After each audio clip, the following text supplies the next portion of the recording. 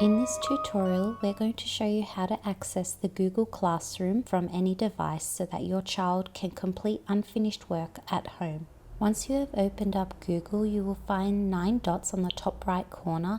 Scroll down until you see the Google Classroom icon, which looks like this. Your child will then be prompted to sign in to their personal account.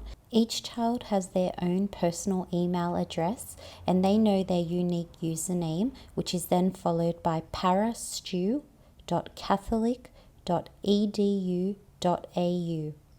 Your child is encouraged to remember their personal email because this will be used for several Google Suite apps. They are then to click next and enter in their password. Next, they will be prompted to once again enter in their username and password, as well as making sure the diocese is Parramatta Education. This extra step just ensures they're logged into the CEDP network. Once they are securely logged in, they will be taken to the Google Classroom homepage where they can then click the link for their current classroom. To locate a specific task that you wish to complete, go to Classwork on the top banner and scroll down until you find the particular task that you would like to work on. Once your child has found the set task they need to work on, all they need to do is click on it and they'll see the tab where the workbook already has been assigned to them with their actual name on it. Click it and they'll be directly taken to that workbook